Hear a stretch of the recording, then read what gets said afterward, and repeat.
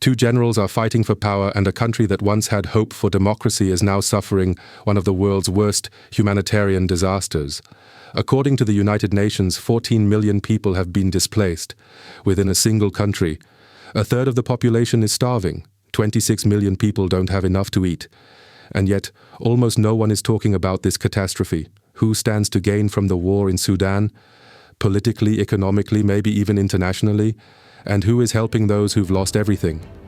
In Crisis Mode, the podcast from the world's crisis and war zones with journalist Jan Jessen.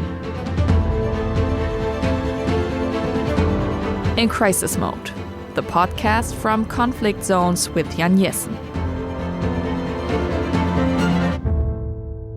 Hi, I'm Jan Jessen, head of politics at NRZ and war and crisis reporter for the Funk Media Group. Hundreds of thousands of people in Sudan are facing starvation. Cities in Darfur are under siege, clinics and markets are being bombed, and at the same time, the crisis has almost completely vanished from international attention. The war in Sudan, it's a forgotten war. I haven't been there myself. Not yet, unfortunately. For journalists, entering the country is extremely difficult, almost impossible. But I've spoken with people who are on the ground or have been there until recently. Roman Deckert is a journalist and Sudan expert who helps us understand the political situation. Jerome Stoll from Welthungerhilfe coordinates aid projects from Port Sudan. And Maria Fix from Doctors Without Borders spent a total of a year there. She talks about the suffering of civilians and the courage of those who keep helping. To understand what's happening in Sudan right now, we first need to know who's fighting whom. I spoke with Roman Deckert, journalist and Sudan expert. So, to begin, let's take a look at the map. Who controls which parts of the country? Ja, gerade muss man also feststellen, dass das Land faktisch gespalten ist. Es gibt also eine östliche. Right now, it must be acknowledged that the country is essentially divided. The eastern half is controlled by the Sudanese Armed Forces, SAF, under General Abdel Fattah Burhan, while the western half, basically everything west of the capital Khartoum, especially the Darfur region, is held by the Paramilitary Rapid Support Forces, RSF. On the battlefield, the army currently has a slight upper hand. There are fights over the city of El Obeid in the west, but most notably over El Fashir, the largest city in Darfur, described by observers as truly hell on earth. Hundreds of thousands are threatened by starvation, and an absolutely horrific battle is raging over the city. The RSF militias have been growing stronger since the 2000s. They originally stemmed from the fleeing Janjaweed militias. The RSF leader, known as Metier, earned massive petrodollars from mercenary activities and also built extensive business networks, especially in the United Arab Emirates. Es tobt also eine wirklich fürchterliche Schlacht diese Stadt. The state army that Roman Deckert mentioned is controlled by a general named Abdel Fattah Burhan. He's essentially the head of state in Sudan right now, not officially by title, but in practice, because he's the army chief and the most powerful man in the country. On the other side are the Rapid Support Forces, also mentioned by Deckert. They're led by Mohammed Hamdan Dagalo, also a general. He used to be Burhan's deputy. The Rapid Support Forces were originally militias that fought on the government side in Darfur. You might remember, a few years ago there was already a brutal war in the western provinces of Darfur, with countless deaths, mass displacement and horrific atrocities. Those very militias, which later became the Rapid Support Forces, were among the main instigators of that conflict. So naturally the question is, where did these militias come from and what drives them? Die RSF-Milizen sind so seit den 2000er Jahren. In other words, this is a war business. The RSF is a vast business empire. The government army under Burhan is in fact at odds with the Emirates, but the gold mine in eastern Sudan still flows almost entirely to Dubai. It's very complex, the lines are blurred, but one thing is clear, this is a war economy, a big business, and the ones paying the price are the ordinary people, the civilian population. These entanglements don't just make the conflict complex, they also make it profitable. Gold fuels mercenary networks and wealthy backers abroad. The war in Sudan has long since become a business, but we'll get to that later. So what's the situation on the ground?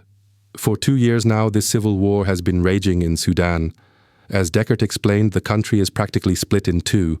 In the east, the state army, SAF, holds control. In the west, it's the Rapid Support Forces. And of course, as in so many wars, the generals are the ones benefiting, while the people are the ones starving. I spoke with Jerome Stoll from Welthungerhilfe.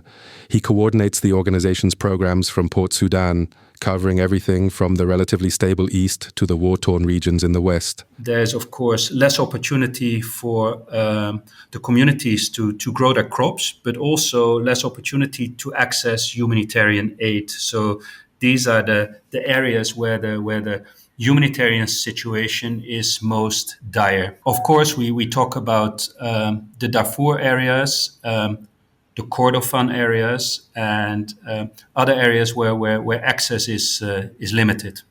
Access is dangerous, supply chains are collapsing, and people are starving. And dangerous access also means danger for those trying to help. The local aid workers from Welthungerhilfe and others from the few organizations still operating in the country. The World Food Programme warns that a third of the population depends on aid, and the available resources are nowhere near enough. I asked Jeroen whether Sudan still gets enough attention compared to other crises, and, to put it casually, where Sudan would rank on a kind of global disaster index. Please allow me not to give a direct answer to this question, but I think that it is with Gaza right up there. But it's not a competition, if you know what I mean. But this is not to dismiss your question. It is massive. The challenges ahead are massive. The challenges for the local communities, the local populations are massive. Yeah, and Ukraine may be right up there. Gaza, Sudan, absolutely. And it seems so incredibly protracted. This is the core problem with Sudan, or Africa in general, one has to say. Africa is a continent forgotten by the world, or at least by the Western world. Some of you might also remember the war in Ethiopia's Tigray region. It's been simmering for a while, and at one point there were up to 500,000 deaths, and hardly anyone cared. Other conflict zones around the world are similar. Take Yemen, for example, where a war is raging that relatively few people pay attention to. Our focus, at least in the West, is clearly on Gaza and Ukraine. And of course, that makes things extremely difficult for aid organizations operating in countries with major crises like Sudan. These organizations rely on funding, and if certain conflicts aren't in the public or media spotlight, the donations simply don't flow. That's a huge problem, not just for the aid organizations, but above all for the people affected.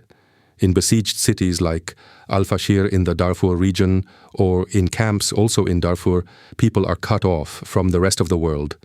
Al-Fashir is a city of around 300,000 people, and it has been under siege for months. The reports coming out of Al-Fashir are truly horrifying.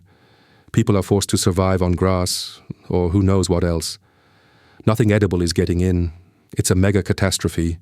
Yet, as I said, it barely gets coverage.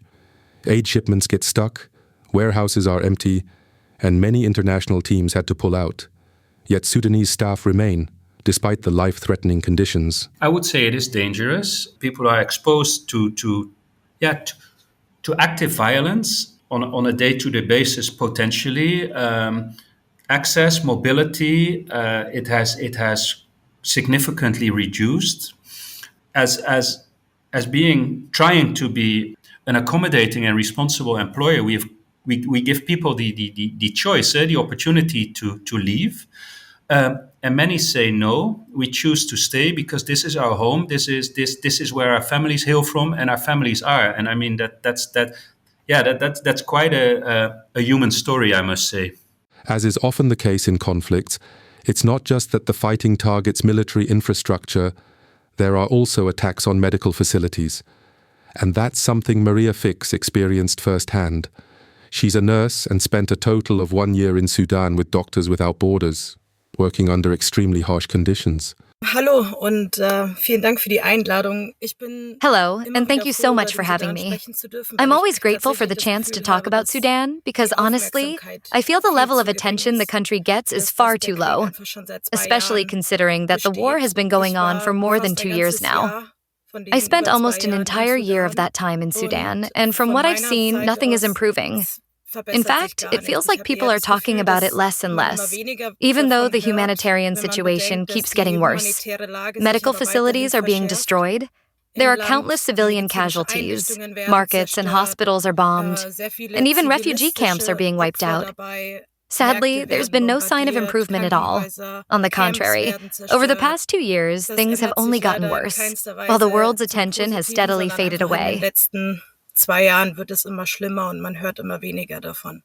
Maria was in cities like Nyala, which used to be the country's second largest city. Today, it's largely destroyed. Meinen ersten Einsatz im Sudan habe ich tatsächlich in Darfur gehabt, in Süddarfur. My first deployment in Sudan was actually in Darfur. At that time, we had only been back in the country for a few months, even though we had worked there before the war. I was in Yala itself, which was completely destroyed. There was hardly any life left in the city itself. Many people, of course, who had managed to stay there because they couldn't afford to leave, had gathered around the outskirts of the city. During the few months I was there, things had somewhat stabilized, but attacks were still happening, including airstrikes on the city, which caused many injuries and deaths. And those airstrikes are still going on even today. Die dauern ja auch bis heute noch an. In some regions, there is practically no healthcare system left. And of course, it's generally difficult, even if the health system was still somewhat functioning. But there are tens of millions of internally displaced people in this country, fleeing from one place to another. And naturally, providing for such a massive number of refugees is extremely challenging. You might remember the problems Germany faced back in 2014 to 2015, when around 1 million people arrived. Whether it was the healthcare system, the education system, or whatever, there were huge debates and massive logistical challenges. How do we manage this? Now imagine a country like Sudan, where 14 million people are on the run amid an active war, with bombings, shootings, and destroyed health facilities. That's a catastrophe on a whole other level. And that's why cholera is spreading, mothers are dying in childbirth, and children are starving. Gerade da, wo ich gearbeitet habe in Yala, wir hatten enorm viele schwangere Frauen, die während der Schwangerschaft Right where I was working in Nyala, we had an enormous number of pregnant women who died either during pregnancy or shortly after giving birth. This was mainly because they had to travel long distances to reach a hospital, and because so few health facilities were still functioning. You see similar issues with children who often can't get into facilities to be treated for things like malnutrition or don't have enough access to care for diarrheal diseases, which they're particularly vulnerable to, or malaria. And for me personally, sexual violence is always a huge issue. It's rampant. In Sudan, sexual violence is even used as a weapon of war. I think just in June of this year, in Tawila, there were 113 consultations for sexual violence in a single week. And it's not only women who are affected, it's children too. The youngest case we recorded was a 5-year-old. That hits me very hard personally. Even when I was in Nyala before, in that short time, we saw so many cases. And I think we were only seeing the tip of the iceberg, because many people either have no access, don't know where to go for help, or there's simply no support available, like psychological care. Und wir haben, glaube ich, nur den Tip des Eisbergs gesehen, weil viele natürlich weder den Zugang haben, noch wissen, wo sie Versorgung bekommen, noch dazu fehlt es dann an so Sachen wie psychologische Unterstützung.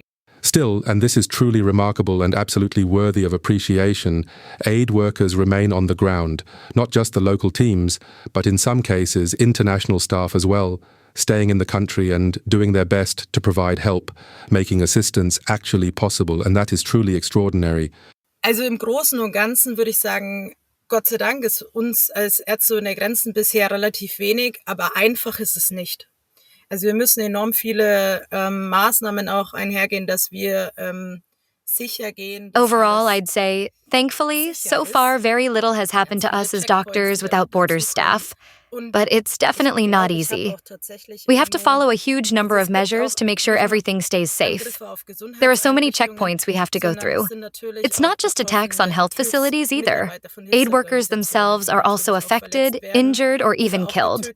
We've also provided support at the hospital in Salinji in central Darfur. In fact, just this year in August, several people were injured and even killed in the emergency department there. It's not easy, but we operate very much according to the principle of neutrality. That means we talk to all parties in the conflict, but it also means we communicate where we are and continually insist that international law is respected, even in these situations. Das heißt, wir unterhalten uns mit allen Kriegsparteien, das heißt aber auch, dass wir kommunizieren, wo wir sind und auch natürlich sehr stark immer wieder darauf beharren, dass das Völkerrecht auch in solchen Situationen wahrgenommen wird. And now we need to return to the question of funding, the financing of aid work on the ground, for medical support, for food assistance, for all the help being provided. And the question, especially in Sudan, is this. As we've already discussed, attention is low, so is enough money actually reaching the aid organizations to provide the support that's needed? Clearly the answer is no, and Maria has confirmed this as well. Also ich glaube, die Antwort ist ganz klar, da ist auf jeden Fall noch Luft nach oben. Das Problem ist einfach, dass allgemein dadurch, dass eben wenig Aufmerksamkeit aus politischer Sicht quasi von vielen Ländern weltweit I think the answer is quite clear. There's definitely still room for improvement. The problem is that, in general, very little political attention from many countries around the world is focused on Sudan, which makes the allocation of aid funds extremely difficult. As Médecins Sans Frontières, we're financially independent, meaning we're not reliant on receiving government funding. That's actually helped us a bit this year, because earlier in the year, a lot of funds from the US were pulled, and we saw that some other organizations really struggled as a result. Even so, we can't nearly cover everything that's needed there. I would hope that not only political attention, bureaucracy and all, improves, but also that the distribution of aid funds gets better, so that Sudan can benefit more from it. Nicht nur die politische Aufmerksamkeit, also was auch Bürokratie da angeht, aber auch, dass quasi die Verteilung von Hilfsgeldern vielleicht auch wieder besser werden könnte und dass der Sudan auch davon mehr abbekommt. While the people of Sudan are fighting for every kilo of flour, the top of the state is fighting over power, gold, and a system that makes war profitable. Sudan sits strategically between the Sahel region and the Red Sea. It's a country with gold, oil, and vast agricultural land. However, much of the farmland is no longer as usable as it once was, back when Sudan was a major exporter of agricultural products. Much of the land has been destroyed by climate change. This is similar to Afghanistan, another country I often travel to and report on. We can even include 1 or 2 reports from Afghanistan in the show notes. Sudan, like Afghanistan, is heavily affected by climate change. Both are countries that contributed little to the problem but suffer the most from its consequences.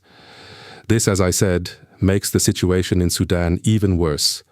On top of the ongoing conflicts, which the country has endured for many years, now compounded by 2 years of a massive civil war and the additional impacts of climate change. But because Sudan is so resource-rich, it's also highly contested and attracts interest from neighboring states and international actors trying to extract profits. For decades, power in Sudan was maintained by weapons, not elections. After the fall of longtime dictator Omar al-Bashir, who ruled for 30 years, there was a brief hope for democracy and peace in 2019. Civil society rose up, attempting to guide Sudan toward a peaceful, democratic future. It was remarkable, but that hope was buried by the 2 generals now fighting each other. Roman Deckert knows the power circles, the militias, and the history, and he says, this war is no accident. Das heißt, es ist ein Kriegsbusiness. In other words, this is a war business. The RSF is a vast business empire. The government army under Burhan is in fact at odds with the Emirates. But the gold mine in eastern Sudan still flows almost entirely to Dubai. It's very complex. The lines are blurred. But one thing is clear. This is a war economy, a big business. And the ones paying the price are the ordinary people, the civilian population. Und die Zeche zahlen im Prinzip die einfachen Leute, die Zivilbevölkerung. And then we also need to broaden our view to the international level. The war in Sudan, like so many conflicts worldwide, is influenced by international actors. For example, the Sudanese Armed Forces, SAF, are supported by Egypt and Saudi Arabia, while the Rapid Support Forces, RSF, receive backing from the United Arab Emirates. Money flows in from abroad and gold flows back out. There are also countries like Germany, which has its own historical ties. For many years, back when the GDR existed, Sudan was used as a stage for the rivalry between East and West. At that time, Sudan received massive weapons support from the Federal Republic of Germany. Other interest groups play a role too, for instance, Ukraine, which supports the SAF. On the other side, Russia, through the Wagner mercenaries, has at least partially supported the RSF, although that seems to have decreased somewhat. As Roman Deckert points out, this is not purely a Sudanese struggle for power. It's a regional and international power play. Und diese Koalition unterstützt die Regierungsarmee unter General Burhan, oder auf der anderen Seite ist ganz klar, also ich kenne niemand Ernsthaftes, der das wirklich in Abrede stellt, sind die Vereinigten Arabischen Emirate. And this coalition supports the government army under General Burhan. On the other side, it's clear, I don't know anyone serious who would dispute this. The United Arab Emirates actively back the RSF militias, providing supplies, financial support, and logistical aid.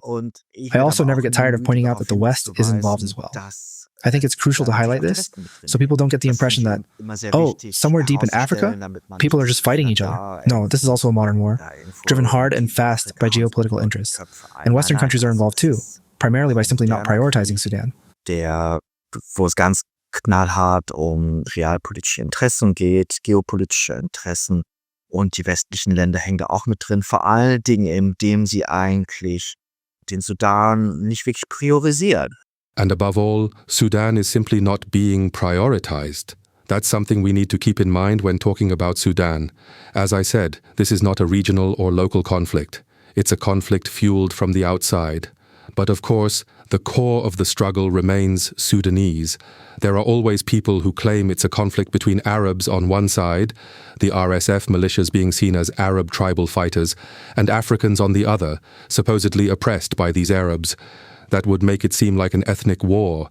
But Roman Deckert is very clear that's definitely not the case. This is a struggle for power, not an ethnic war. Ich bin da immer ganz großer Kritiker von dem Begriff, denn ethnischer Konflikt, das suggeriert ja, als wäre jetzt Ethnizität die Ursache von einem Konflikt. I've always been a strong critic of the term ethnic conflict, because it implies that ethnicity is the root cause of the conflict. And if you look closer, that's obviously nonsense. It's far more complex, and the lines are blurred. You have to ask yourself, ethnicity, ethnic groups, what does that really mean? These are social groups, yes, often with different languages, but very quickly you slip into tribal or nationalist thinking. Of course, ethnic groups exist as social units, but often they are also social constructs. For me, the danger is that this framing slides into a somewhat racist logic. Suddenly you're in a Karl May-style narrative. Tribes, enemies of each other, and it all becomes very folkloristic.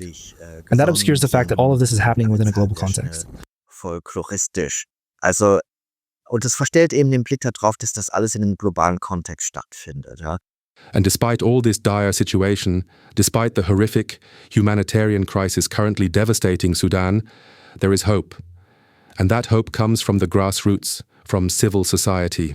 I mentioned earlier that in 2019, when longtime dictator Omar al-Bashir was overthrown, later held accountable for war crimes in The Hague, there was a civil society uprising and an attempt to democratize Sudan.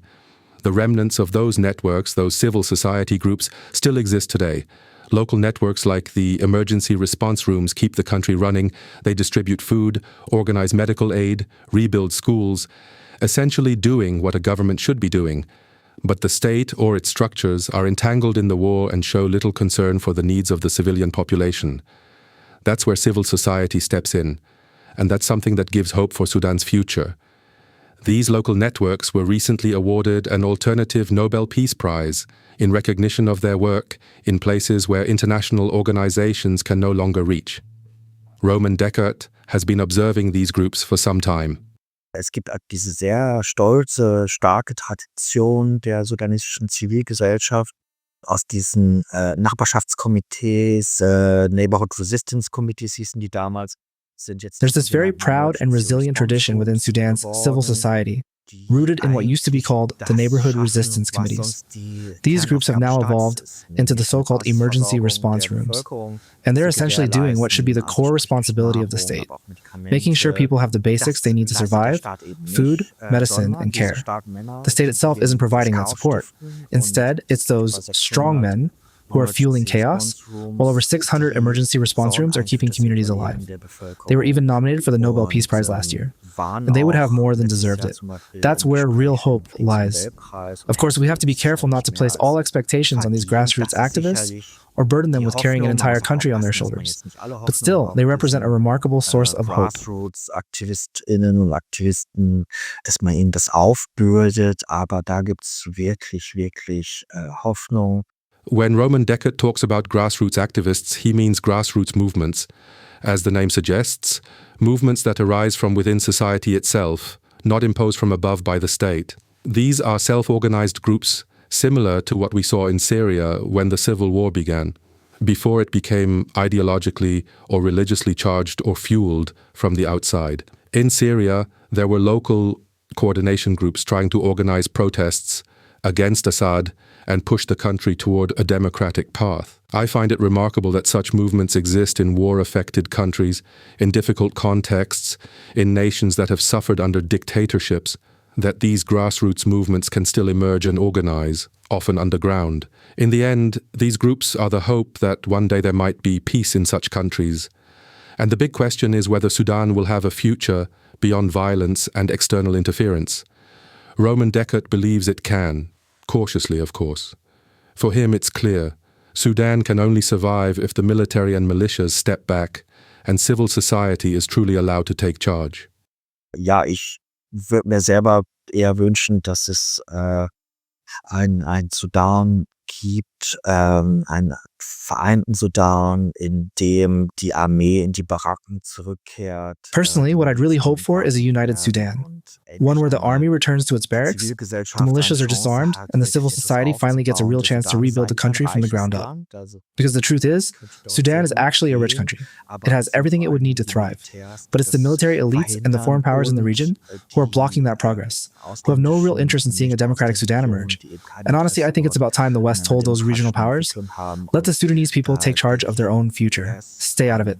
That, for me, is the core critique of Western foreign policy, and not just Germany's, but more broadly, that the interests of Gulf monarchies and Egypt are still being prioritized over the hopes and rights of the Sudanese people.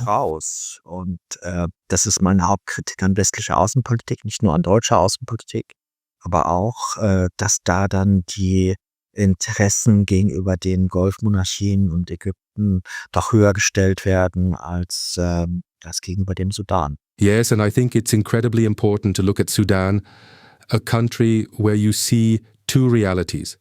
On top are those who profit from the war. There is apparently quite a bit of wealth in Sudan. On the bottom are those who have to survive this war. And in between, there are those trying to bring structure to their country and move it forward. Of course, there are also the aid workers, the local helpers, people risking their lives to assist their fellow citizens, and the international staff who come in to provide support. People like Jerome Stoll, Maria Fix, and countless Sudanese who stay despite all the odds, working to help. I definitely want to go there myself one day. I'm trying to find a way to get into Sudan. I truly believe we can only understand this conflict by seeing the people, not the generals, not the gold mines, but the children, the mothers, the doctors, the neighbors. And maybe that's really all we can do here. Look, help, and speak out so that this war doesn't remain in the shadows. That's the worst thing that can happen in humanitarian disasters, that they occur outside media and public attention, because then aid simply doesn't reach the country. And I believe that's exactly what's needed in Sudan and in other countries, that help is provided and people are supported. This episode was produced by Alexander Baumeister, also a journalist at the Funke Media Group radio station. If you enjoyed this episode, subscribe, follow, and recommend us. That helps make our work more visible. Take care, see you soon, and goodbye. In Crisis Mode, the podcast from Conflict Zones with Jan Jessen.